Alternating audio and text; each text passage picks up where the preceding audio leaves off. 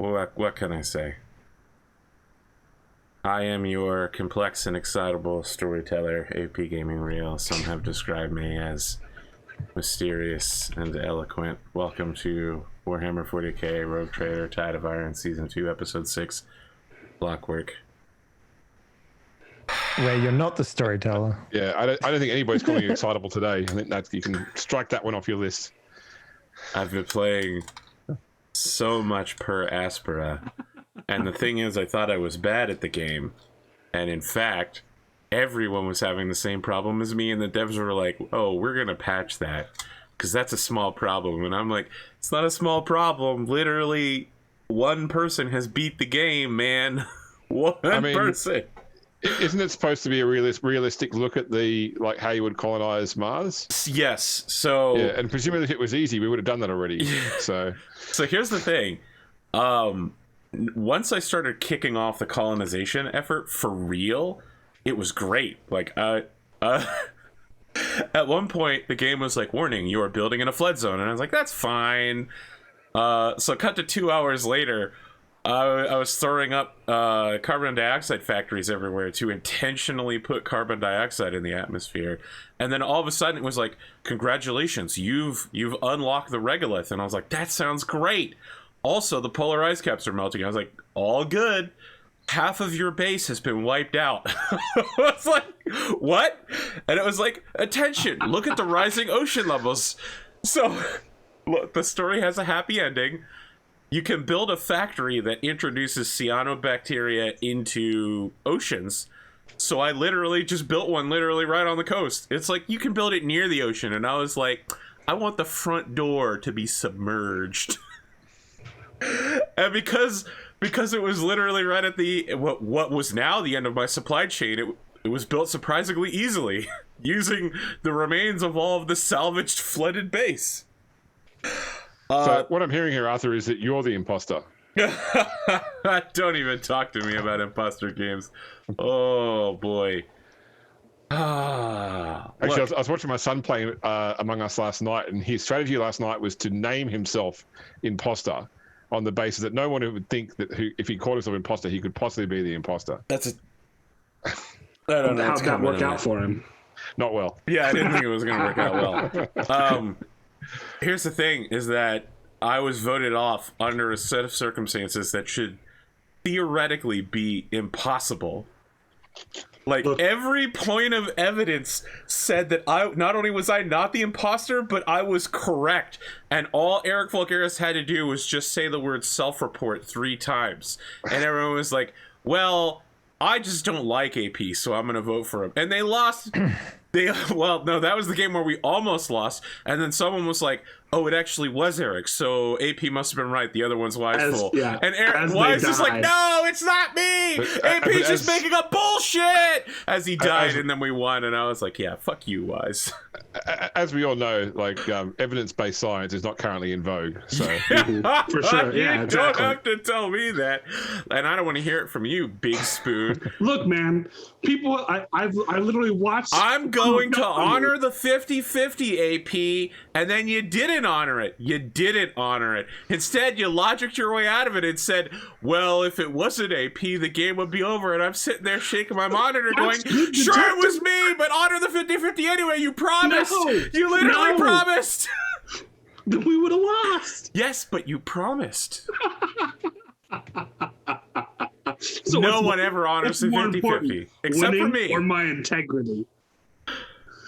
Exactly. You have no integrity. You like living and winning better than you like following your word. But I won. The Emperor would like to speak with you. Okay. James, what do you got going on? What I got going on? I wanted to quickly share my limited Games Workshop / Warhammer experience of the last 48 hours or so. Uh-oh. So one thing that Games Workshop don't do well is bundling. So normally they have these deals like buy this tank $50 or get 3 of them for $150. And you're like, okay, no worries. But what they do every year is at Christmas time, they bring out these Christmas battle boxes where they pick a number of factions and they put together a bunch of stuff and they put it in a box, and it's usually at a pretty good discount, somewhere between about 30 and 50% off buying those parts separately. And every year at Christmas time, I'm excited to see what this year's battle boxes, which ones do I want, which don't I want. And honestly, the last one I bought was 4 years ago now, because all the ones since then, it's either been factions I don't collect, or it's been factions I do collect, but I just didn't think the model selection was great, or that I didn't need any more of those. But this year, when I looked at them, I was quite interested in the Necron box, because not only was it the best overall discount, like I think the Australian price was about a 46% discount off the retail of those kits, but the kit selection was good. I don't have a lot of Necrons, and I've been collecting them, so it was a good chance to build it up. But I could just tell from like the good selection of models it was going to be popular. So I set myself like a reminder on the day 10 minutes before the pre-orders went live to make sure I got in there and went there and got it. Unfortunately, this was last week when I was actually ended up playing 40K at the time it was supposed to go live. Missed my reminder, got on 4 hours later, and of course it is sold out in Australia in about half an hour. I think in America it was about 6 minutes for the Necrons to sell out. But thankfully I managed to find a third-party retailer who had ordered one that hadn't sold, and they put it aside for me. So I got all my regular stuff from Games Workshop and the battle box for Necrons from a third-party retailer. So yesterday, when everything came out, I had to deal with the fact I had 2 kids' birthdays to go to, and my wife was working, and I had to get to 2 different gaming stores to pick up stuff, and then also get across the need for my sister's party that night. So I had this like mad rush to get everything, but then it turns out that the local courier lost my shipment to Games Workshop this week. Well, they had like the box with all the customer shipments, not the regular stock, got lost by the courier. So there was nothing to pick up from Games Workshop anyway. So I managed to make what I needed at the cost of the fact that my stuff was lost. But I did get my Necron box because that was from a different retailer. So yeah, most of my weekend has been driving around Sydney either between kids' birthday parties or gaming stores trying to get miniatures.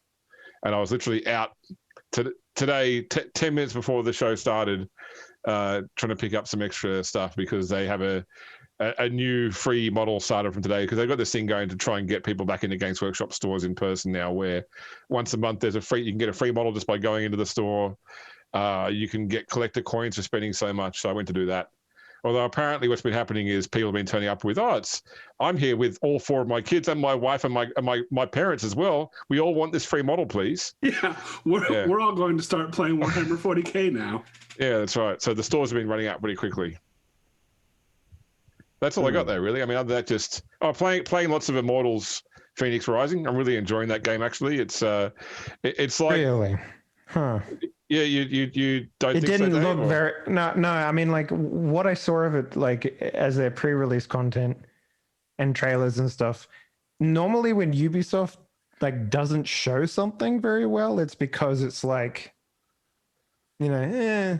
So what the trailers don't show you, that is my favorite aspect of the game, is the dialogue, because this is not a spoiler, but the whole game, the presentation of it is told from the fact that it is an after-the-fact story being told by Prometheus to Zeus. Okay. So as the game's taking place, you have this constant voiceover of Prometheus, like, describing what the character thinks or feels or what's going on. And then Zeus keeps clipping in as an unreliable narrator over the top as well. And every time Zeus clips in, like, what's happening in the game suddenly changes to match what Zeus is describing, even though so it's like reminds me of Dragon Age 2. No, there was a Western game that did that really excellently. Was it Call of Warriors 2? Yeah. I want to say yes. Yep. And it was fucking excellent. Like, for example, you'd be like, I was going through an alley, going through a canyon, and there was only a few people in front of me, and it's like, actually I seem to recall there being like 30 people in front of you, and then as you're walking they just sort of like and like and it was like fucking, it was really cool. I love that aspect. Whereas Cartel, I think is what it was. Not Cartel, Gunslinger. Gunslinger, yep. That was a good game. This game's got a lot of logic puzzles, a lot of platforming puzzles, a lot of sort of like, can you figure out how to make these things all work together? And I remember there was one sequence where you're sort of going through this long puzzle, and you get like 2/3 of the way through it, and suddenly Zeus clips in with, "This is boring. There was a monster there," and then suddenly a giant Cyclops appears and fights you in the middle of this puzzle level because Zeus is bored of hearing about puzzles. So, but yeah, the dialogue's great. It pokes a lot of fun at Greek mythology, and if you actually, read a lot of Greek mythology like I have for my Scion game, it gets a lot of stuff really quite right. Like I always make this joke that Greek mythology is go home religion, you're drunk, because there's so much weird shit happens in Greek mythology, and they certainly highlight that in the game. So I like it. The only thing it misses for me is the fact that the dialogue. Oh my god, you really just skipped over most of Greek mythology there with weird stuff happens. So anyway, she was a woman, then she was raped by the god of the sea, so he turned her into a man, but also into a horse. That's it. Yeah, the various ways that Zeus has impregnated women have been, have been multitudinous and unusual. I mean, it's obvious the Greeks fucked around, and then a couple famous ones were just like, "Oh, must have been Zeus, man. Yeah. He was a swan. It was the sea foam." Yeah. that the sea foam story is particular. It's actually a side quest in the game. You've got to recreate that exact same circumstance. Oh god.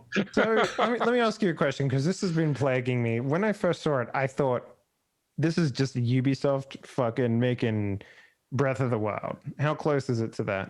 So I've not played Breath of the Wild, but what I do know is that apparently the developers that work on this were originally supposed to be making it as a add-on for Assassin's Creed Odyssey, and it got broken off into its own separate game. So I would say that the storyline and the mechanics of the game were probably intended for Odyssey, and that now the visual style, the dialogue, and that were all sort of probably written on the side, and people call it like a love letter to Breath of the Wild is one of the reviews I read of it, but I haven't played Breath of the Wild to be able to say. Okay, one of the key features in Breath of the Wild is like you can like go over there and there's something for you to do.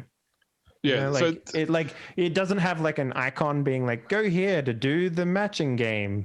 It's literally like you walk and then you see like 3 stones on the ground in a weird shape, and then you're like, oh sweet, let me just fucking hit it or whatever, or do something, and then like it like lights appear and you follow the lights, and it's very much like a. So you stumble across puzzles all the time. Okay. You played Assassin's Creed, obviously? Yeah. I've only played the recent ones like Odyssey and Valhalla and Origins, but they all had a mechanic. I think it's been since the start where you get to a high point, and that's like how you sort of like establish your area thing. But it's also like what you had in not Left 4 Dead. Anyway, you get up there and you look around and you can use the cursor to like highlight things on the map from the high areas, and then that way you can go and find them later on, or you can just stumble across them. State of Decay is what you're talking about. State of Decay, that's right, yeah. But the world does feel a bit sparse because there's very few.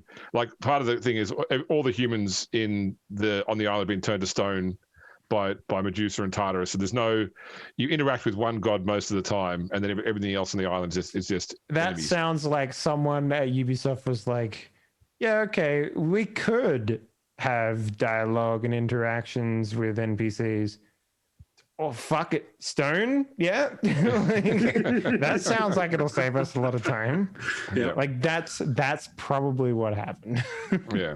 But I rate it. My recommendation would be don't buy it full price, because it feels like it will be a very short game. I think that I've been playing it for probably 2 days, 3 days, and I'm probably at least a quarter, if not a third of the way through the game. So I'd say wait until it's like half price or something and grab it. Immortal Phoenix Rising? Yes. Okay. If and when I get a PlayStation 5, I'll keep my eye on it. I hadn't intended to get it, but yeah, FENYX. Yeah. Because So I was looking it up the other day and was like, what is this Phoenix game? It's not showing up anywhere. It's the most generic fucking name possible, so they have to like change it so it's not as generic, but now no one can fucking find it. Yeah. I will say that although like things like the character's gender is selectable, I feel like the game was written with a female character in mind, just by a lot of the dialogue stuff. And like it's one of those games where you can then change all aspects of the character, including their gender, halfway through the game as well. But I mean, all the box artwork has the female version of Phoenix. It just feels like that was the intent when they created it. But yeah, you've got the option there anyway. People would complain otherwise. Yeah, would they? I think the people that wouldn't buy the game would complain. If you think about it. people wouldn't complain otherwise, I point you towards Cyberpunk 2077. That's it. Why would they do? What? Well, according to Polygon, over the last decade, what haven't they done?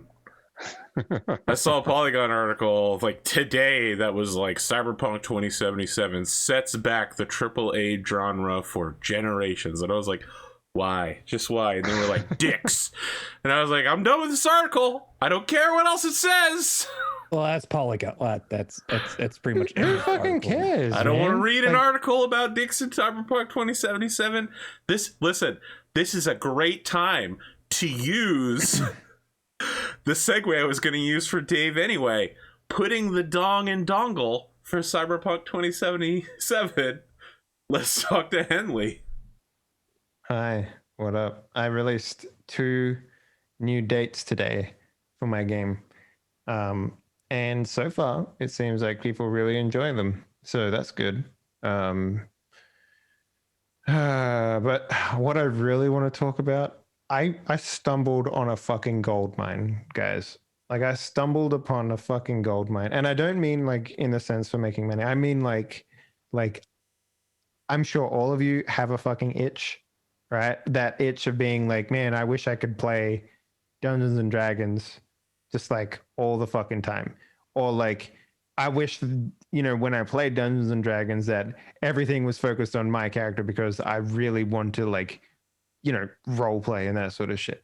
So I found something, and I'm pretty sure it is the best thing I've ever fucking seen in my life. So it is an AI machine learning game specifically for GMing a solo Dungeons and Dragons or any theme role-playing game. Okay. Literally, you can put anything you want into it, and it will spew out something that is based we were using that in this. Games Chat a couple weeks ago. At some point I had died, and I was like, and then I typed, but then he got back up on the battle and continued fighting, and the game rolled with it. I was like, holy shit, I can't believe that worked. Amazing. Yeah, it's if anyone's wondering, it's called AI Dungeon. It is fucking insanely good. Like, I was like, I played it like, cause okay, so there is like there's a basic bitch AI that it uses called Griffin, and then there's there's like a subscription model where you get like, you know, a much better AI, and you also get the ability to change the amount of text that the AI gives you, and the more text that the AI gives you, the better the story actually flows and becomes. So I subscribed to this fucking thing because it was like, the Griffin thing was like, you could see the walls of like the first dungeon AI, but this new one, it's just like fucking insane. Like, I couldn't believe it. Like, it's got an Android app, and I'm literally on my phone all the fucking time just playing this fucking game. Oh man, AI Dungeon, man. Goddamn. And the thing is, right, like, there are tons and tons. I was looking into this because I was like, man, there's like 5 worlds that they have, and you can buy them, but you don't even need to fucking spend any money because there is a huge community of people that have like prompts that you can start a game world with. Like, you know, like, for example, you could be like, you crash land an airplane onto a deserted island, and it gives you like, and people write like the world that you're in that you can't see, like you can't see any of the stuff. It writes like characters that you might find, all that sort of shit.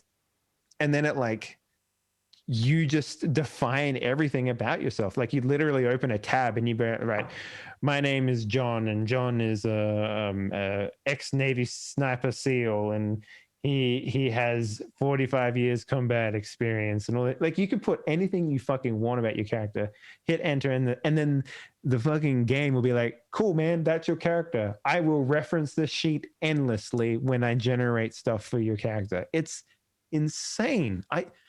I am honestly flabbergasted by this thing. Like I'm gonna spend a lot of fucking time with it. Like it's nutty, absolutely nutty. Yeah. That was awesome. Yeah. No. Just really, check really it out. good. In the I feel few like minutes you Dave just was put me out of a talking about job, Dave. I just opened it up, quickly generated a soldier in a post-apocalyptic setting, came up with a scenario where I was asked to go to a bunker with the CEO, who opened the bunker and showed the bodies of several dead soldiers that he apparently sent on a patrol the previous day. And I said, "What? Okay, what now?" He's like, "We need to cover this up." I'm like, "Okay, it's getting interesting already, you know." But Yeah. so yeah, it's pretty clever. It seems. It is really clever, and the thing is, it's the best part is on a fucking phone. Like literally, like you can pull it out and you can spend like 10 minutes just like role playing, and then you put it the fuck away, and you can just continue from where you left off. It's so fucking good. Like I'm honestly like, there's not much in this world that will make me take a few steps back and be like, "Whoo, lad!" But that gets a woo lad from me big time. When I first got my my Apple Watch, there was a game app for it you could get, where effectively in this little app, every now and again you'd get messages on your watch from a spy that was working for you, and like, you know, would that explain what's happened in the mission and ask you what they should do next, and you tell them what to do, and then you wait, and about an hour later they say, "Okay, I did that, and I had to kill 2 guys, and I've got the package. Where do I take it to?" You know, but unfortunately, I had it for about a week before they canned the app. So, damn. I mean, that probably was some sort of machine learning thing as well, most likely. Maybe I was controlling a real spy and he died, so no. Wow. What There was dark that, powers you have. Do you remember a while ago there was like that weird game that popped up where it's just like, okay, sign up this thing, and then one day we're gonna fucking call your ass and you're gonna go on a mission. Do you remember that shit? Like there was like it was like a weird game that they did in like San Francisco or something like that, where like people would just like go on this weird like acting adventure thing that is set up by this like, it was cool. It was cool. It's like the first escape room. But in real life. So You got anything else going on?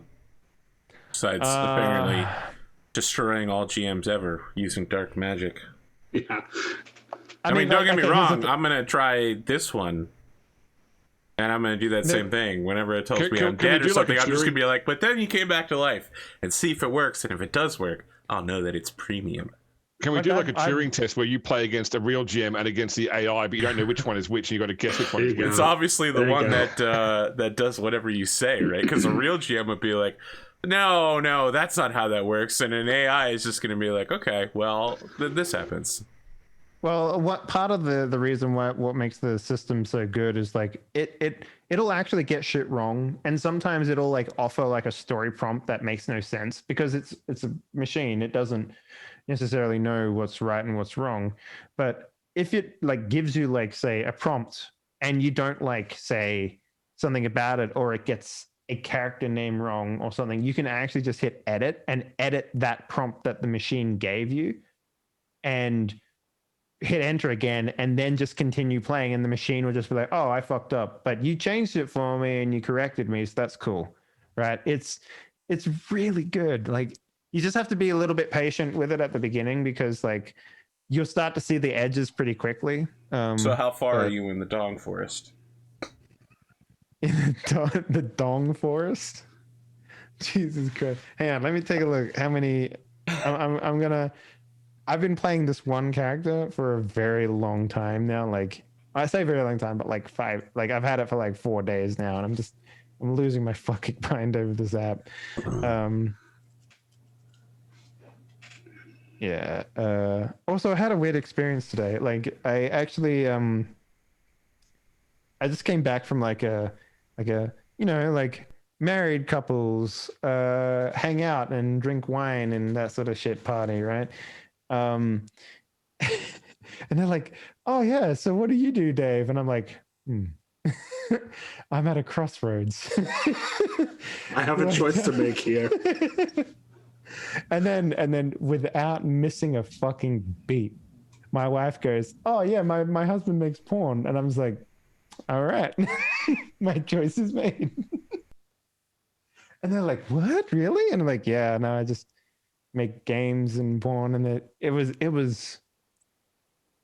it's a very strange experience having to sit down and sort of talk about that stuff. So, but you know, it's my job. So hang on. So let's take a look here. Where is it?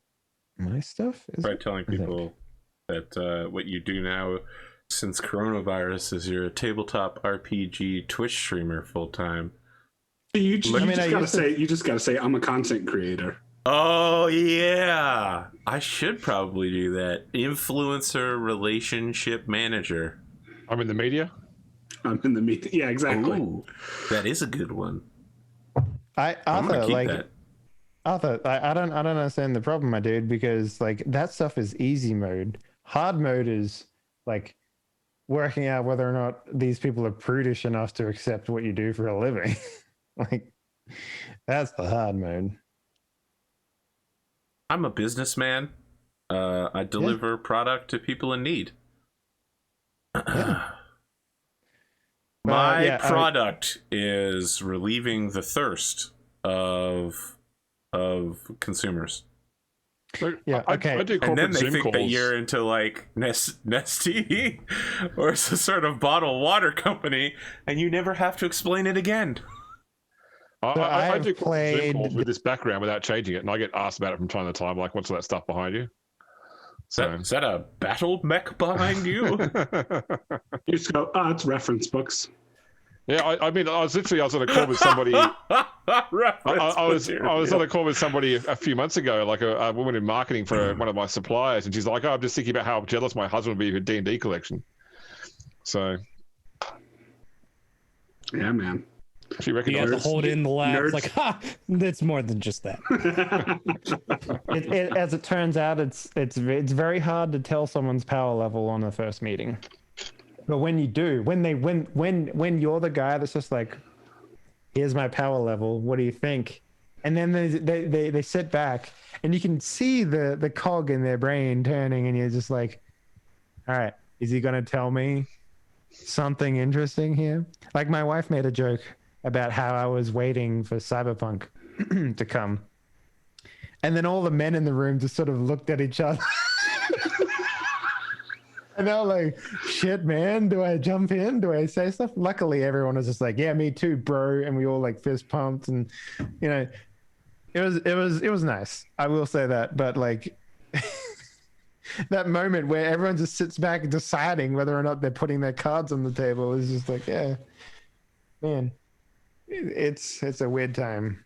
It's especially like now that like being a nerd is way more mainstream. The fact that stuff still happens blows me away. Where it's like, do I also confirm my nerdery, or do I just sit back and play it cool?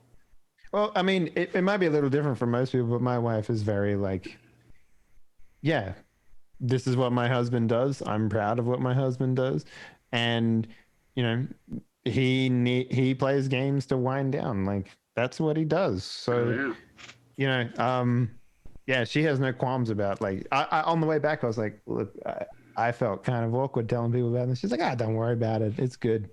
Don't worry about it. I'm like, okay. So there we go. That's me. Sorry I took so long. But yeah, AI Dungeon. Play that shit. It's free. And only like so the Dragon AI Dungeon Master, whatever, is way, way better than the Griffin one. I just want to point that out. Anyway, that's me. Thanks for Big Spoon, what do you have? Oh, God, let's see. What did I do this week? I don't know, man. Empire of Sin came out. I'm thinking about buying that. It's a Mafia game from Paradox Interactive. It looked pretty interesting. But Paradox have a history of releasing games that are... If you're interested in that sort of game, right? There is a much better one that you've probably not heard of that I'm just blanking on the Looking on the name right now. Sure. Yeah, but like Paradox, you know, they make good games, but it's also they constantly release updates to them. So I'm wondering if I should just wait a little while and you know, the game is called an expansion pack. The game is called Troubleshooter Abandoned Children. Buy that one instead. Abandoned Children. Okay. It is fucking fantastic. Like, okay. If that is your jam, if you look at like that game and you're like, oh man, it looks kind of cool, but at the same time, it kind of doesn't. Troubleshooter is fucking awesome, and it's like, it's character driven. So like instead of having like nameless characters with you, you have like the anime companions or whatever, right? Okay. And you can like the whole thing about it is like customizing and crafting gear for those characters and then putting them into a XCOM battle. It's really good. Yeah, a lot of people love it. So I'll check that out. I got it written down, so it's gonna go on the list. Played some Solaris Knights earlier this week. I've got some decisions to make with my character, whether or not I want to try risk keeping the stress that I have and seeing if investors pay for some upgrades and stuff. So I think that's I'm looking forward to seeing where Wave 2 goes with that. But that's pretty much you it didn't get for to me. see today's battle, huh? Yeah. No, not yet. Today's battle was some real fucking shit. Yeah. Yeah. Well, I know what I'm going to be doing after this show then. Well, I appreciate that you're actually here instead of watching the show. I'm waiting for someone to roll it in a quad mech, and I'm going to simp so hard for that pilot. A Goliath? or a scorpion. Oh my god. What's the shitty Cretan one? A Bishonin? I don't remember what it is. Look, ever since I wrecked face in the Ballius at one of the events at Gen Con, I'm all about that quad life. All right, that's it. You've heard it here. This is a man who's going to end up with 5 wealth, and if you want that wealth from him, get a quad mech. Is it because you can kick on the? Is it you can kick on the punch table, or does you kick on your kick on the regular table? Or you can mule kick first off, so you can do a double kick to your rear segment without needing melee master. And it's much harder for you to fall over as well. So I should have got this. I should have picked a quad mech. Plus, you get more internal structure because you get leg internal structure in your arms. All right. So is there a mech that's just a bull? Can I just be a bull mech? I want to be like the battle droid from Star Wars. That's what a dropship is. So, Arthur, put me in the game. I'll be a battle droid from Star Wars. Okay. No thanks. I'll just roll out. I could just play Star Wars for that. Yeah, I'll do that. That's me. I'll be in one of those. I'll get violently sick every time I drive my machine. See, nothing stops droider cars. Okay.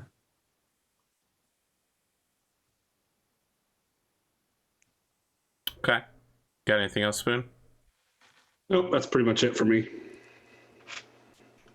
Hondo? I haven't done much since last time we were on. I mean, I got Airbrush, been playing with that a little bit, and then making a mess with that.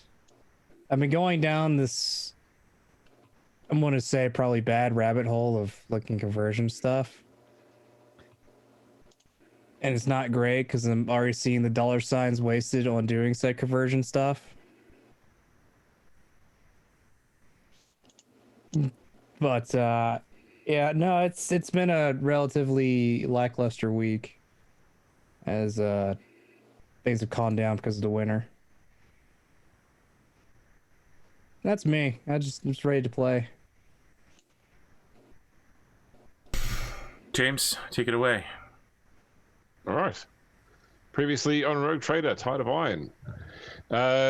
We watch as a pirate captain passes Pierre a folded note in a dive bar in Hive Sibyllus on Scintilla. A message arrives from the Bastion Serpentis stating that the Faustian-class frigate Gilded Throne is now ready for collection.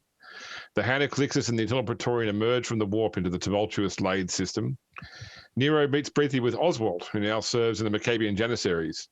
And finally, a tech priest is blown to bloody chunks after he tries to turn on the group in a factory. Thought for the day, life is the Emperor's currency. Spend it well. So I believe when we last left off, you had acquired an exhaust manifold from the remains of this tech priest, and you were working out what to do with it. You were considering ways of potentially expanding your own influence within the Lade system, potentially. Did I miss anything? I don't believe so. I think. I would like to point out that still Pierre has not unfolded the piece of paper he was given at the bar a whole system ago. So it's just obviously pocket's still full. That's like playing poker without looking at your cards, man. Come on. He's like getting dressed for the ritual tonight, puts his hand in his pocket, is like, oh, right, I got this note here. Puts his hand in his pocket. What's this garbage doing here? Just throws it away. I completely forgot. I think as soon as I got handed that note, I was like, I need to do acquisition rolls or else I'll forget. Yeah, I guess I'll open the note. And it says, just lol. Try to like crumple it up a little bit. Yeah, make sure you do this before leaving this system.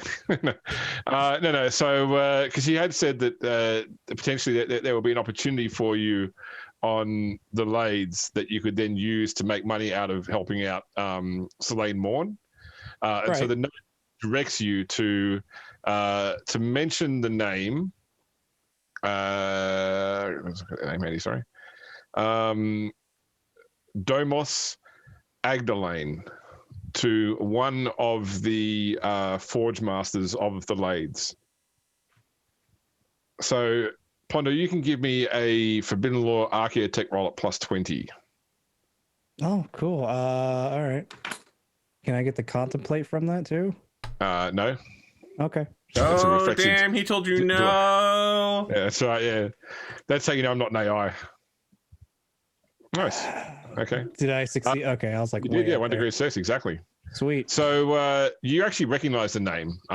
He was one of the foremost authorities on archaeotech in the Calixis sector. As far as you know, he disappeared maybe a decade ago or so. But certainly, you probably in your own investigations into archaeotech, you've read of several studies that he's engaged in. He's a bit of a cult mechanicus researcher on ancient human technology. Well regarded. He's scholarly. And the name was, what was the name again? Domos, Domos. Agdalane, Agnelain. Okay. I guess with that, see if he can get a meeting with maybe one of the Forge Masters. Well, so you guys are staying around in a blood-covered room in a factory holding a radioactive piece of. I think you put it back in the box actually, but certainly Ivy will say just even with that box, it's probably like having that box with us is probably the equivalent of getting about a Chex X-ray every hour. Yes, of course, Ivy. You're the one who's going to be transporting the part. Now, for all of us here, which is everyone but the captain, we all know exactly what happened. And this time, I didn't shoot first. I just want to be very clear about that. It was actually Adrian. Just remember that.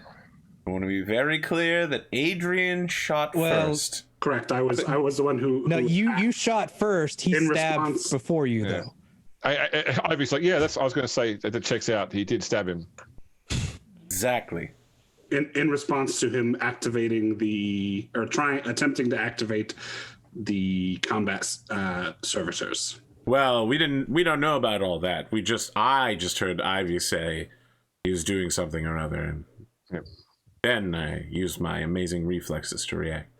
Anyway, I just wanted to be very clear when we talk to the captain, this isn't like the situation with the space elf. What now? Space elf? Space elf. Yes, what situation with the space elf? Well, there was this one time when we encountered a space elf, and I said, "Don't move!" And it turned around to look at us, so I shot it, and then the captain was very upset with me for a while, and I couldn't understand why. But I just want to be clear that I didn't shoot first this time. I mean, it sounds like you said don't move, and it moves, so... Yes. See, Ivy? Exactly. Ugh. It's like when you're dating somebody and they say, well, I had a dream and you didn't support me in the dream. And then you go, but I'm not the dream. In real life, I actually support you. And they go, but if I'm having the dream, you must not actually support me. And you go, well, I can't defend myself against your dream. Anyway, so look, here's the thing. We probably need to come up with a game plan with the captain. So let's do one of those transitional screen wipes, and then we'll sit down with the captain in a few seconds. All right. Star wipe him around. All right. So that's exactly what happened, Lord Commodore. I want to commend Adrian on his amazing reflexes. Yes, I drew my power sword and stabbed him when Ivy said stab him, and so I did. I hesitated for a moment because I thought it would be insane to shoot someone in a room full of stuff. But then I did it anyway. So Ivy's not the debrief. She's seeing to the manifold somewhere else. She's making sure it's intact. So, as I've already explained, Captain, but I just wanted to reiterate, these people, the Magoses here, could use this part to severely, over the next couple of solar cycles, output much greater offensive capability. But without this part, the Tide of Iron and its tithe of 18 warriors will succumb to radiation over something like 8 weeks and die. There has to be room for a middle ground for negotiations where we get a little something out of this. Of course, we should press the Magos because we have to clean up their problem. This guy not only stole, but then tried to murder us. We're good Imperial citizens. I'm just a normal average guy. I'm a noble. Yeah, so that's nobilicide. It's bad. Real bad. Can we prove that he was going to activate the servitors? Ivy's not here, but we have her testimony. We all trust Ivy, right, guys? That's yes, word for word. Yeah, we love Ivy. That's Ivy's why the best. I stabbed him. Yeah. Can I get just a real quick reminder on what transpired just at the end of the last episode? Because you were like half asleep. I do recall. Yeah. So effectively, part of the engine components of the tank that you were sent to collect had been stolen. Tracked them to a Mechanicus factory that was making other smaller tanks, or at least repairing other smaller tanks, and confronted the master of that particular shift there, and he had stolen the manifold on the basis that he believed it was reverse engineered. They could restore the ability of their forge to actually build new Venator tanks rather than only being able to repair ones that are damaged in the field because they've lost the technology to build that component. Right. Okay, that makes sense. His justification was that removing the manifold from the Tide of Iron doesn't compromise its ability as a tank. It just means that the crew will only last about 2 months at a time because they'll all die of radiation poisoning. Very, very classic AdMech. Yeah. Just get a new crew. Humans are a renewing resource. It only takes 9 months to make one, and then 18 years to grow one, and another 2 years to train them. Unfortunately, there are still some tech priests that think if you get 9 women pregnant, you can have a baby in a month. So, what is the clitoris? It does not exist.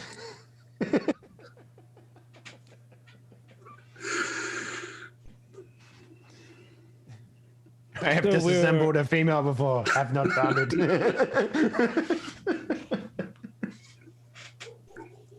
So we're working off of he said, she said, essentially, right? I'm sure that there are some logs, right? She detected it through their noosphere, which I assume others in the area must have also detected this attack as well and can report on the truth of the matter. It's also worth pointing out that he did actually have the manifold. So... And he did admit to all of the crimes to the three of us. Right in front of us. He literally told us the entire plan and just asked us to not immediately murder him. And to be clear, again, we really didn't. We actually did negotiate with him for an extended period of time until he tried to kill us. Yes, and I'm proud of you for that. Negotiate. That is true. So I will say that Nero has come a long way since his trigger finger being itchy seems to be his first port of call. I don't think he made it. I think it's just always like at this millimeter before it actually shoots. He made it very clear that this was not like the incident with the space elf. Yes, the space elf. You remember, Captain. I Yes, told her I not do to move, remember. and it moved. I love the idea that the captain's just like, I'd only just forgotten about that, and I realize now why I was angry at you. We found some pretty cool stuff on that space elf's body. Right. Obviously, it wasn't going to use it. Look, Captain, here's my suggestion. If the Magos can provide extra containment or whatever, something to extend the lives of these Tide of Iron warriors, that would be appreciated. But I think both sides are going to need something out of this deal. I don't think the Janissaries 219th are just going to turn over their W28 multi-fuel engine part. I think that we can bridge the gap. We get reparations from the engine seers, and then we agree to help the Tide of Iron and the 219th fight their war on Kolth, which is probably the name of the planet. I would really, I cannot emphasize enough how much I would love to get involved. We have among us some of the greatest strategic and tactical minds. I don't know if you know this, but I can drive tanks. We have a tank. I also don't know if you know this, but I'm an absolute walking catastrophe on a battlefield. I'm also a fairly good fighter pilot. Yes, but we don't have any fighter craft, unfortunately. I pray We have really tried to good. buy one several times. We haven't tried to buy a fighter craft now. I've attempted to convince you several times to buy a wing of fighter craft to defend the vessel and bomb our enemies. And, well, the thing is, we just don't have enough money. No. Turns Did out you fighter have- craft are expensive. Nero, did you have your pict recorder going while we were in the factory? Do I actually... Did I get a pick recorder? For some reason, I thought I didn't have a pick thief. No, we got you that Oh, because it well, was on- really easy to get. I the desert probably planet. have it, but it's in like whatever Nero's. So it's like in a grenade pouch, right? Right. I love the It's idea like a that Kodak you're on a camera that he battlefield stuffed in one a day. grenade pouch, so he could pull it out and take pictures. He definitely did not record what was happening there. I mean, he does have a weapon mind interface uplink, so I don't know if that records things. And he's got his cybernetic scope on I mean, that certainly Ivy would have recording equipment on her as well. Yeah, She was exactly. So very I say that. Okay. I say, look, we all trust and love Ivy a whole lot. She's one of the best members of our crew. We like having her around. She probably recorded everything, and we trust her a lot, Captain. Why are you I feel including like me as well, in the given we the- love her part? Given the Captain, it's retro worth tech pointing thing out through- that she is, in fact, my only friend. So, yes. She is a See, very good Captain, person. it's just sometimes it feels like you don't respect Ivy as much as the rest of us do, because you say really suspicious things that make me worry. I don't speak with her enough, so nor do I. Maybe we could- I honestly Some, think that she would be suitable for expanding your family tree if that is something you're interested in. I concur. I'm going to ignore that you said that. Listen, where I come from, the mating of the captain with the chief engineer is a strong pairing. It's Cadian tradition. Besides, I've your never heard offspring of this being tradition. on this ship would actually be much likely a benefit to you more than anything. I'm going to pretend that the last minute of this conversation did not exist. Let's get back And- to talking about how we can benefit from this situation. I don't know if we can benefit, but we can sure try. Well, we can push the Magos. At the very least, we can see if we can work out some of the deal, because A, it would be good for the Imperium if they can reproduce the W28 multi-fuel engine, infinite power fusion cell, yes, that. exhaust manifold. exhaust manifold. Yes. If it means that they can reproduce the Lord of War that is the Tide of Iron, then that would be great benefit. But yes, the fighting forces do need something to. Like I'm saying, Captain, Goth. we're already on our way to Koth anyway. We could do our duty to the Imperium and offer ourselves as a fighting force to replace the Tide of Iron's full effectiveness. I've already offered that. Yeah, but not officially. I suppose you're correct. It'll probably go into the greater... Yeah, the greater endeavor, which we haven't started yet for 1,500 experience, or 1,500 achievement points. Yeah, exactly. We did start it. We started as soon as we left to here. No, we haven't gotten any points in it yet. It's still totally negotiable. Fair enough. Lord Captain, we're not just talking about negotiating with the Imperial Guard and the Engineers now. We're also talking about negotiating with the Game Master. And that gives us 2 levels of discussion. What could be better than a multi-tiered deal across time and space in the 4th dimension? Let's say I feel like we're just taking that 4th wall and then taking a sledgehammer to it. I do that all the time, Not even sir. a sledgehammer, a dreadnought fist. I try to pretend it doesn't even exist in the first place, sir. Fair enough. All right, well, we have to sit down and discuss this whole deal, and I believe there's some sort of ritual thing we still need to do as well, so we'll have discussion there. Ivy rings the doorbell of the room you're currently in. Oh, I guess send her in. Hey, Ivy. Hello. So the manifold is secured now in a container which will prevent any of its radiation from leaking out.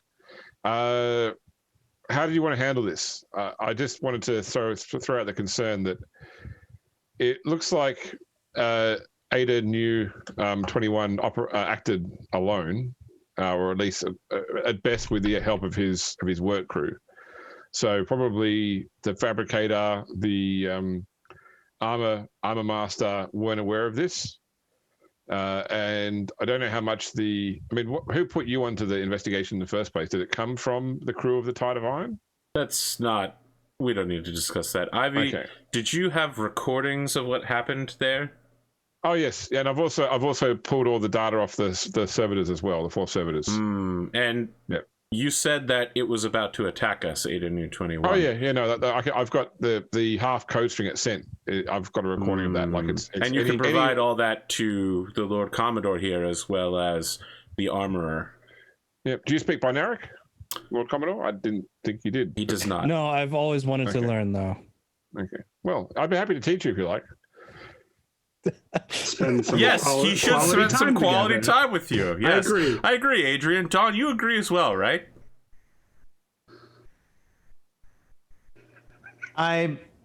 You know what they say about learning tongues, Don.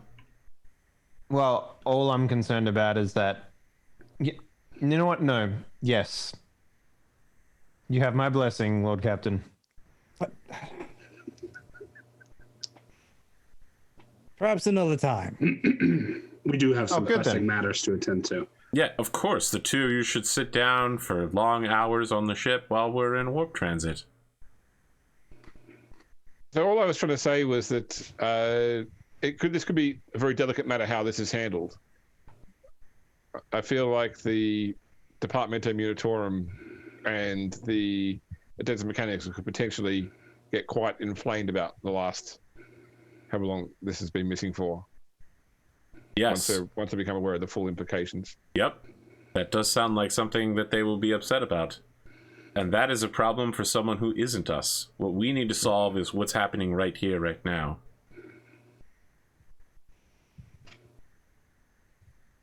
Because none of us, and no one we know is a member of the Departamento Munitorum, and none of us are, well, except for you, high-ranking members of the AdMech. Well, we need to get the Magoses of this particular sector and the Janissaries on the same page in regards to what is going to happen with this part. So each of the lathes has its own fabricator general, and the high fabricator, well, the fabricator general of this world of Het is the Lord Fabricator of the lathe system. So I would say if you wanted to go to the top, that's who you would be speaking with. What about just Ada New's boss? I'd have to go back and find the report structure on who they respond to directly. Well, come back with that. Why not just go straight to the top? Well, the thing about going straight to the top is you don't leave any room for maneuvering. There's no... the captain's name does imply that he is a very good negotiator. Not as sure on how he goes with sort of direct... do you know what time you were born, Lord Commodore, sorry? No, not now, Ivy. What year is it? The two of you can sit down and have this discussion later over dinner with a bottle of wine. In a dimly lit room. With a servitor playing music. Right now, we need to concentrate on the serious stuff. This could mean very, very serious, strained relationships between the Janissaries and the Magos. Please find that information out that we need. And I'm going to go sleep in the corner. Good luck, everybody. Let's have a meeting set up with me Let me set up a meeting with myself and one of the Magos. Try to discuss the situation that happened, and then after that we'll discuss it with Janissaries, and then we'll have everybody together discuss it with each other. We'll broker some sort of deal. I'll see what I can find about the reporting structure within that factory. Thank you. So she won us off. So you've met previously Auxiliarius Artemis 5.8, who is the Magos armor keeper of this forge. So he was the one that was responsible for this forge world's mining of the tank. And then there is also, who you haven't met yet, High Fabricator Castellan, who is the High Fabricator of the Lathes. He is the person, like the planetary governor equivalent of the Lathe worlds. Okay. So the one person that we kind of need to talk to is dead. Wow. So next we need to talk to the Fabricator General? No. 5.8 wasn't the guy that we killed. No. 5.8 was the guy that we met when we landed. Yeah. Oh, okay. So, but I do agree going and talking to him first is probably a good idea. Talk to So him he doesn't. first. He doesn't know the manifold was stolen, nor does the High Fabricator, for that matter. Oh well, great. This would be great news to give. Well, at least you can go, yes, it was stolen, but not anymore. I suppose so. Showing up with a solution in hand is always better than showing up with no solution at all. So I'll have, I guess, Ivy go with me to be able to give them the information that she has on the situation when they need it, or when they ask for it. Okay. So I'm not just going, hey, this was stolen, we got it back, we need something out of it. Yep. Okay, so you and Ivy find Artemis 5.8 currently doing a bunch of documentation to hand over to the Janissary. So effectively he's going through all the maintenance reports, outlining what they mean to the tech crew of the Tide of Iron, stamping them, signing them off, passing over a copy, passing another copy to a server to be filed. And there's like piles that are 3 feet high of papers that he's currently working. They'll be working through for a while, but they do stop and look up as you come in. And the Magos bows. Lord Commodore, you honor us. Is there something we can help with? Yes, I have news to bring, as in came to our attention that there was a piece missing from the Tide of Iron that we actually managed to reprocure, as one of the Magos working on the Tide of Iron stole it in belief that with time they could reverse engineer it and be able to fabricate more. Ivy, my chief engineer of the Hand of Calixis, has all the information about it as far as what she sort of jumps in and corrects you with, Omnisonic Congregator, not the agency of Prime. Omnisonic Congregator. Apologies. He sort of blinks a few times, like he's sort of processing what you just said. I have questions. You said that a part of the Tide of Iron was stolen by a member of the lathe tech community? Yes. Which part? The Nero presents a document. No. Yep. Nero had previously given the Lord Commodore a document explaining the whole situation with the part name underlined 3 times, which is a W28 multi-fuel engine infinite power fusion cell exhaust manifold. He put it in the pocket along with the note that he never read before. It's in bold. It's underlined 3 times, and it's in Comic Sans instead of Times New Roman, so it stands out on the page. Times low Gothic. I want you to take 3 points of corruption for using Comic Sans. I like Comic Sans. Why does everyone hate Comic Sans?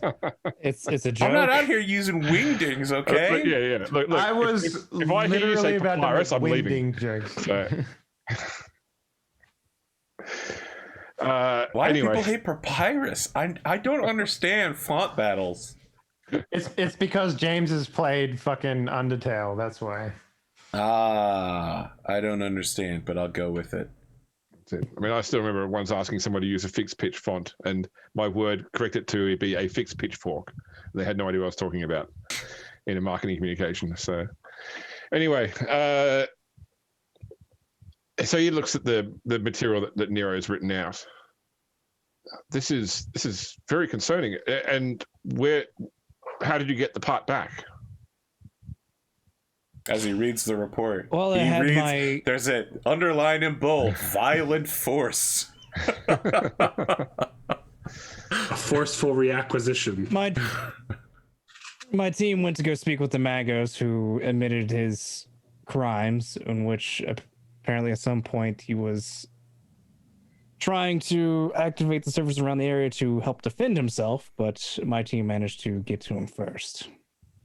Apparently this person knew full and well that his actions would lead to his own termination, though he was hoping that he would have time to be able to replicate this part in order to, well, hopefully be able to produce more of the same class as the Tide of Iron. He is not qualified to maintain the Stormlord class super heavy tank. He is a Venator heavy neutron laser destroyer tank operator. Irrelevant. Then what was he doing? Just yeah, Ivy sort of clips in with it. It's okay. I think he was trying to modify the part to work with the smaller engine in the Venator would also use a similar part. So, and the tech priest just he nods. Well, we shall have to return this to its owners and render an apology on behalf of the lathes to the Department of Unitorum for this sacrilege. Were the other members of... Yes? The other members of my team, no, they're fine. Of very quick to draw. 21's work crew, were they involved and are they still alive? At the bottom of the page, the very last line says, and that's the only person we used violence on, Lord Commodore. No, the others are still alive. I do not know if we're involved. He sort of turns to a tech priest and sort of says, please go and secure all members of Ada News work crew until further notice. I must speak with the Fabricator General. You have the part. Have you returned the part to the Tide of Iron yet? Pierre looks at Ivy. She shakes her head. Okay. Return that part for now, Ivy. I would like to also speak with the Fabricator General, because the idea of maybe reproducing this part to maybe help produce other sort of Lords of War for the Imperium would be of great benefit if confident that such part could be re-engineered and duplicated. I'll make arrangements for a meeting of him and your senior crew. Thank you. All right. Ivy wanders off to go and get the manifold sorted out to get back to the Munitorum technicians. So, star wipe to a few hours later. All of you have been gathered in one of the towers that overlooks the forge complexes of Het. Sorry.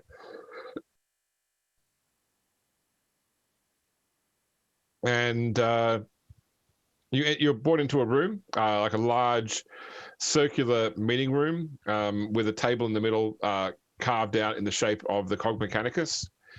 So a number of chairs in each of the sort of the cog grooves, although some of the chairs are little more than stools that are designed to allow someone of considerable additional bulk with mechadendrites, etc., to sit down without being, encumbered by a regular chair shape.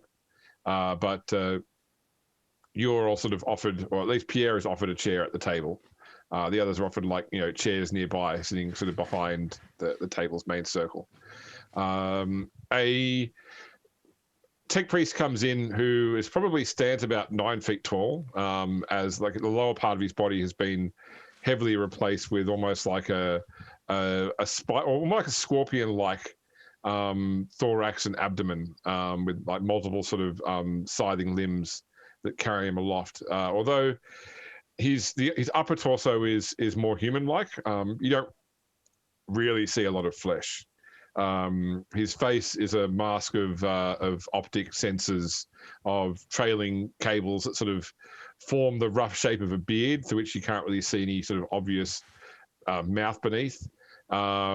He has a red hood pulled up, which has like the cog stitching around the outside, and multiple mechadendrites which sort of scythe behind him. Some of them just with sensor packages that are sort of sniffing at the air. Others have weapons that are sort of curled inwards, so they're not presenting an actual threat, but could be sort of coiled out. But you're talking about things like some sort of unusual pistol weapons, not like heavy ordnance, basically. And with one of his two sort of still human-looking arms, he walks with a long, like 6.5 foot long cane that seems to be more of an affectation rather than actually needing that for any sort of stability, given he's sort of walking with like 8 legs skittering on the ground. And he slots into the one of the open segments of the cog facing the window, and bows his head. Lord Commodore, I am High Fabricator Castellan, the Forge Lord of Forge World Het. It troubles me that our meeting has to be on such terms as a willful destruction of trust between the Cult Mechanicus and the Astra Militarum, and heinous sacrilegious actions, an affront, an attack against the machine spirit of so noble a god of war as the Tide of Iron. For my part, you have my deepest apologies that you have had to become involved in this matter.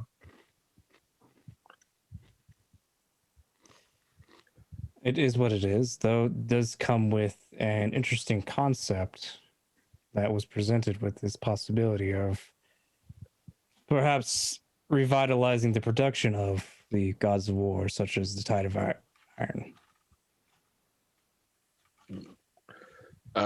This Forge world does not have the machinery required to build so titanic a tank. I believe, from what I understand from the briefing, the tech priest criminal in mind was hoping to enable the rebuilding or the building of new Venator pattern tank destroyers, as the neutron laser, a heavy neutron laser utilized, and that requires an equivalent fission cell, fission cell exhaust. Of course. While certainly the ability to manufacture new neutron destroyer tanks on this world has clear benefits to the Imperium, that does not excuse the affront to the Omnisia that was done this day by stripping part of the heart out of a tank like the Tide of Iron. Of course. Though I think though it was an atrocity, it did come up with a question where, obviously, if we can even replicate that part to make the tank destroyers, in the long run, it would help the Imperium, though other people of the Astra-Militarum would suffer, as the crew wouldn't be able to survive too long, and the tank with it, as the radiation would leak out. So my question is if you all were confident in the fact that you could maybe reverse engineer and replicate this part, perhaps some sort of deal could be brokered as far as the Forge World or the Lave sector keeping the part, but with compensation to the Astra-Militarum for obviously the downtime that the Tide of Iron will have when the crew needs to take rest to recover from the radiation. Recover from the radiation. This is not how the biological body works. However, please understand that I do not care about the crew of the Tide of Iron, nor am I particularly concerned about an offense dealt to the Astra-Militarum so much as the fact that the Tide of Iron is a living, breathing representation of the machine god's will and the god emperor's wrath. And even if it would function normally through the middle of any component, it is still diminished through such removal. I fail to see a way to lighten that burden, even if it is for greater mutual benefit, at the cost of so easily replaced human lives. But I am not aware of many things beyond these worlds, how the Imperium may have changed. You may be better to guide me in the best way to proceed.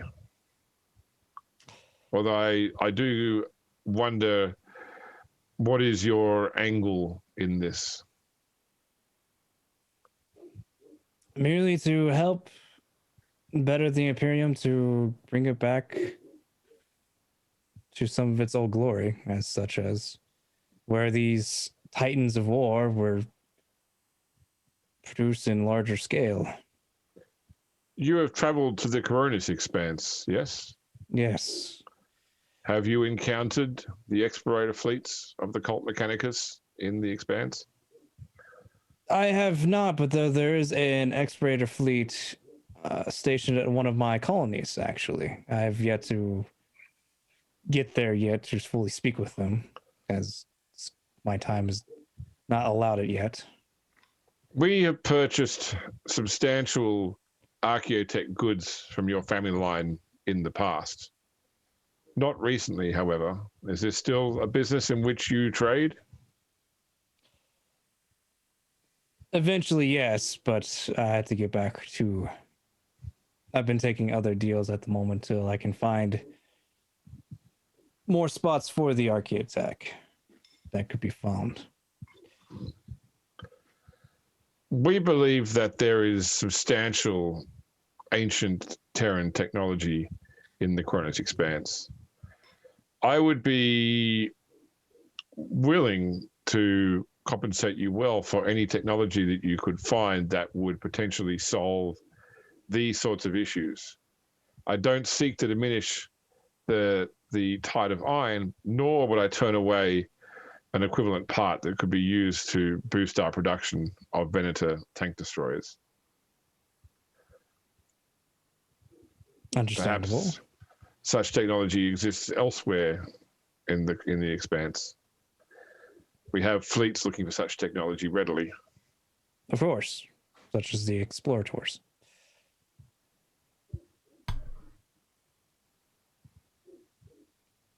Out of character, Jan. Did I even? I don't even know if I have any sort of planets in the sectors that had like old Imperium sites where they had. Yeah, like, we blew it up. That was just one. Uh, That was just one planet of the sector. Yeah, but I just want to be clear, we blew it up. okay, no worries. Yeah, let me just. I'll tell you if you give me a second what resources, architect resources you've got in your systems. Because yeah, I know in that one sector I had mainly just Xenos like sources, which obviously they don't care for. Essentially, I'm just seeing if like such so happened. I was like, Okay, so I will remind you that Bastion, the one place you haven't been, is set up. There is a derelict ancient human station that they are utilize. So they're a research base that is researching the technology on that ancient human space station. Okay, and I haven't gone there to pick any sort of miscellaneous architect that they've been looking at. No, their growth has been stymied. They're still waiting on power infrastructure. Yeah. Actually, so that was my pre season change notes. So let's quickly double check. No, okay, you did build power, but you hasn't physically gone there yet. No, yeah. I do have one station that is a research station for such technology, so I can see what sort of parts are there. If you give me some time, and then of course see what they have. Nero's gonna stand up. Okay, Nero's gonna stand up and lean to the Lord Captain and whisper to him and Rope Trader Kent. It sounds like he wishes to be first among partners when you have to trade Archaeotech. Yes, he wishes to be at the top of the list. He wants first dibs. I understand. Yes, don't lie to him here and tell him we have such technology, because we definitely don't. It is impossible for me to give you time. I can, however, give you money for any technology you uncover. Of course. Nero, go sit down. I'll be sure that you have the first pick as what do I find there. Very good. This is a positive interaction. Indeed. I will file it as such. The folded note in your pocket suddenly feels incredibly heavy. There's one other source of business, as some reason paper is becoming to feel like lead. Oh yes, he says, turning back before leaving. James really wants you to throw this one down, huh? You know, in defiance of him, you should just not do it. I mean, you can, at the end of the day, you can speak to any of the. You don't need to speak to this guy. You can speak to any of the fabricated generals. I mean, I got this guy here, so I might as well. Yeah, he's the head honcho of the head honchos. Do you know of a Domos Agdalane? Agdalane. He's like, he can't raise an eyebrow, so like one of his like optical sensors, like the iris. I would have thought his beard wires would start tingling. Yes, this is a name I am very familiar with. He is a explorator, a researcher, a well-regarded member of the Cult Mechanicus. Sadly, a lost member of the Cult Mechanicus. Of course. I have someone that has requested my services and had informed me to come here to, well, get stuff for them for their endeavor that they'll be doing some point soon, hopefully. So his whole posture changes. Like, you know how sometimes you can tell you're speaking to someone who's just waiting for an excuse to leave the room? That's how he was previously. Now suddenly, like, his full attention is sort of shifted over to this conversation. And when he sort of sits back down again, or his body drops into a sitting posture, it's with a more sort of interested, relaxed attention to this conversation. As I said, you have traveled into the Expanse. Domos also traveled to the Expanse in search of a ancient archaeotech device known as the Galen Sphere. He disappeared while searching for that device. While finding the sphere itself would be of extreme benefit to the Imperium, the knowledge that Domos himself has is also unprecedented. Does the Galen Sphere sound familiar? Give me a architect roll. It's just a flat roll, no pluses. That sounds good to me. I'll go ahead and try to reroll that, and probably no less. 0.8, nice. 0.8. 0 degrees.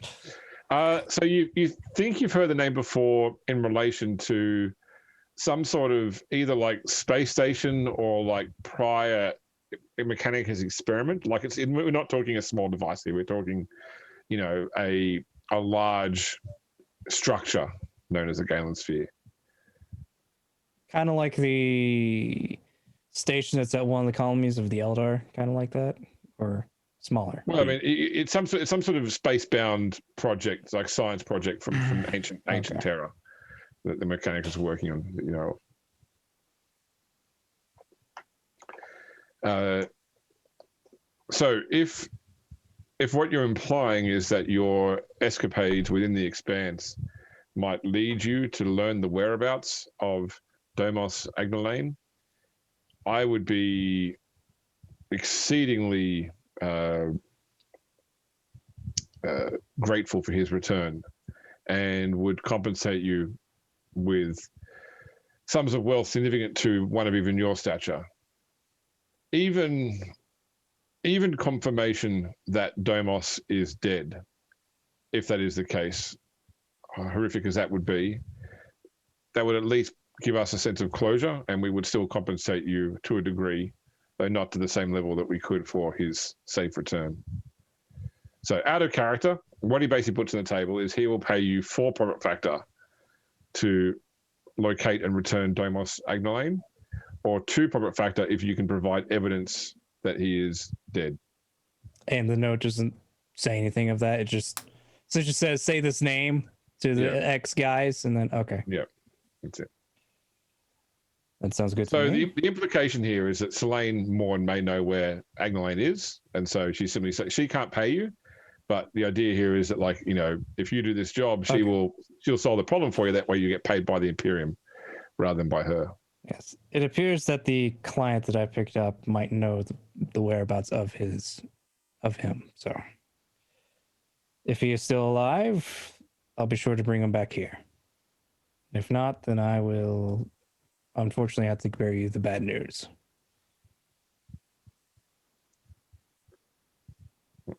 Ivy sort of like side nudges you and sort of says quietly to you, "May I address the Lord Magos?"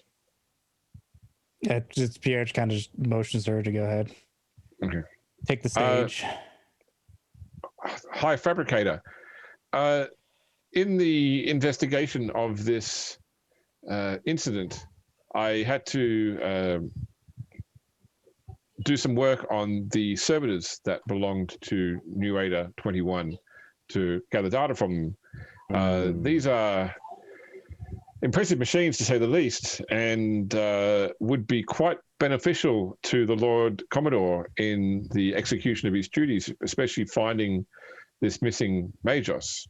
As their current owner or former owner is deceased, would you mind if we were to take those servitors into our possession?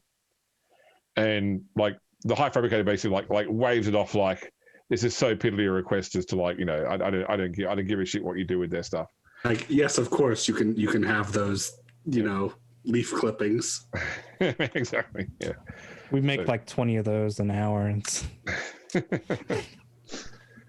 So she shuts up and sits down. And Nero appears at the other side of Pierre and enters him and says, "If I might speak with the Lord Fabricator on a personal matter." have the stage as well.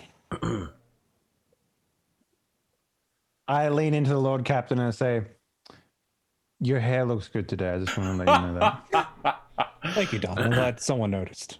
Fabricator General Castellan, I am curious if your Forge Worlds contain any records of the maintenance of the Exchequer class ship Exchequer and any of its sister ships. We are in a, as a personal matter, me and several companions are attempting to track the ship's journeys. He considers what you said for a few minutes without responding, before nodding. We have the construction plans and all of the construction reports around that particular class of vessel and all that were produced under its title. Do you have any maintenance logs about when they have stopped at various ports, perhaps purchasing replacement supply parts? These are not maintained by... were not operated by at standard Imperial factions that would bring this equipment to the Mechanicus for maintenance. So I see. Not on these worlds, but there may be information on other orbital refit yards that I could reach out for. I don't have access to that data at this exact moment. Might I ask you for what you have now in regards to the blueprints and construction matters, unique sensor signals, engine readouts, something we could use to identify it should we see it? He waits a minute and says, "I can see no adverse reason for giving you this information. I will transfer it to you now." Thank you. May you walk in the Omnissiah's great and blessed knowledge. Nero sits down and he says, "Don, I can't believe you complimented the Lord Commodore's hair before me. I thought we agreed that today was my day." You had like all day to do that. Why didn't you just do it now? I was napping You for snooze, half you of the lose, day. Nero. Yeah, exactly. You literally snoozing. I Yeah. wanted to be ready for meetings like this so that I didn't get tired and annoyed. Lord Captain, I also want to point out I'm so disappointed you haven't grown a mustache like we discussed. I'm sorry. I thought it was the double that was growing the mustache. No, it's me who needs to grow the mustache. Double does not have the mustache. That's how it works, yes. I can always just get a I fake like that we're mustache. just like we're just sort of like over here at the other side of the table just talking about mustaches. Thank you for your time, Lord General Fabricator, Lord Fabricator Castellan.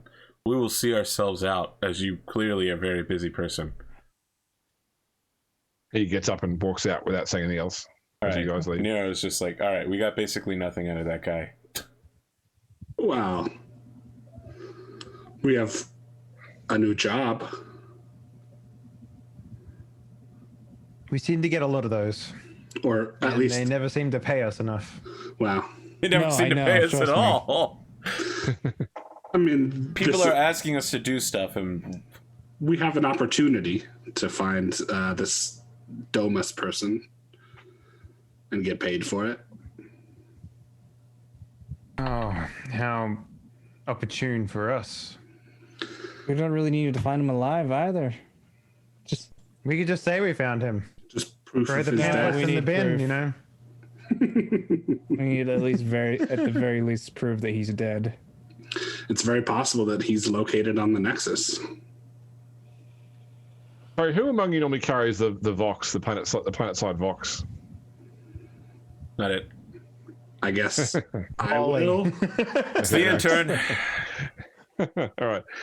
So you're getting a vox call from the Hand of Calixis, Adrian. This is Lieutenant Thorn. Go ahead. So this is this is Roos Minette, your master of the vox. Lieutenant Thorn, we are receiving a voice communication from one of the other ships in orbit here, asking for you by name. Can you patch them through? Yes, stand by. So there's a moment, and you hear a voice that you haven't heard in like probably like at least 10 years now. Come over the line saying, "Adrian Thorn, is that you?" So this, you recognize the voice as a someone you served with in the Navy, a navalman by the name of Ezekiel Malone. The two of you used to serve on a lunar class cruiser called the Inevitable Wrath. Okay. Is that Zeke? Is that you? Yeah, I heard that. Well, someone told me that you were piloting this immersion vessel in orbit here. I didn't know you'd left the Navy. It's hardly a merchant vessel, but yes, I've left my commission when it ran out, basically. Oh, I always thought you were slated for command. That's what I thought as well, Zeke, but it wasn't to be, so I've found some new duds, as it were. Did you hear about the Inevitable Wrath? No, what happened? So she was part of the Calixis Battlefleet Calixis patrol group that was sent into the Maw, and her whole scout group was lost. So Captain Bertazet and the whole crew, I guess, whatever they found, they didn't make it out. And was this the lunar class? Yeah, this is the ship you guys used to serve. Okay. You guys served on together. Look, since you're here, it'd be good to just maybe try and... Do they have bars on Forge Worlds? Like, we should just catch up and toast the Wrath and its crew one last time. Nero leans in and says, "They're called refueling stations, Adrian." Oh, yes. I've been told they're called refueling stations, but I do have some quality amasec up on our ship if the stuff down here is too much like fuel.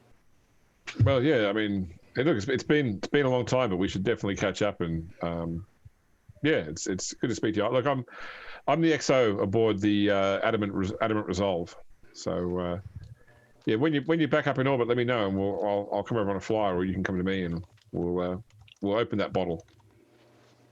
Sounds good. He clips off the box. What do I know? Do I know what class of ship the Adamant Resolve is? A Luna class cruiser. Sorry? Luna class cruiser. No. That was a ship they served on previously. Adamant Resolve is a Sword class frigate. Okay. Yeah. So effectively, the two of you both served on the first Dog Watch on the Inevitable Wrath. Yeah. So you were the helmsman. He was. Sorry. Just first Dog Watch. I haven't heard that since the Horatio Hornblower novel. You're going deep on naval terminology. I feel like I need to correct Spoon again, because so the Imperial Navy is based off the British Navy, which still use the term lieutenant when referring to the ship role. So yep. Lieutenant for ground, lieutenant for ships. So I was right originally, recorrected. Was it?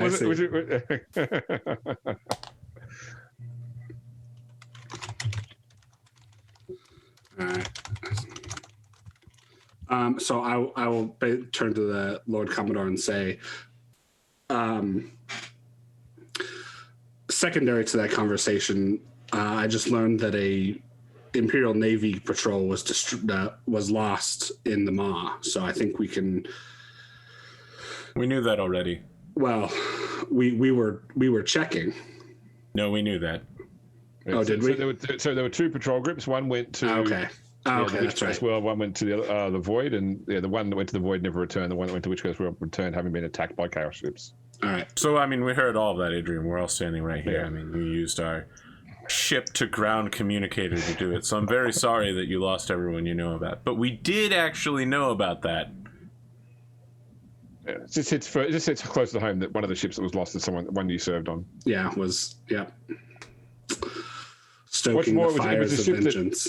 It was also the ship that you previously dealt with the forces of the archenemy on as well. So certainly a crew who are not unknown to Inexperienced, right? dealing with the chaos. Yeah.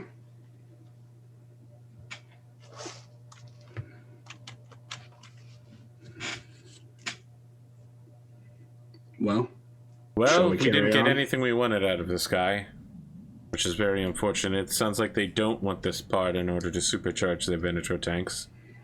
So, I guess we can just give it back to the Janissaries and hope that they don't want vengeance.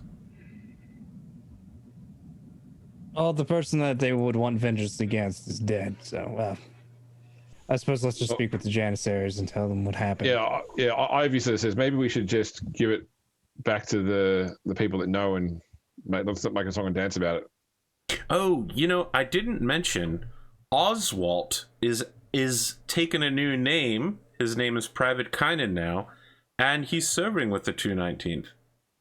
Who's that? Oswald? Cade before Cade? He served Miriam. Cade? She called him Peck. He Oh, carried all of her stuff Miriam's around. Peck? Yes, Miriam's Peck. Oh, well, that's good for him. His name was Oswald. We had this discussion twice.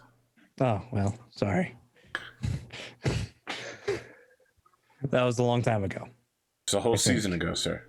Yes. It was at least 5 months. Yep. So, look, anyway, obviously, I've assigned him a sort of greater authority to make sure that the Janissaries make their way around the vessel.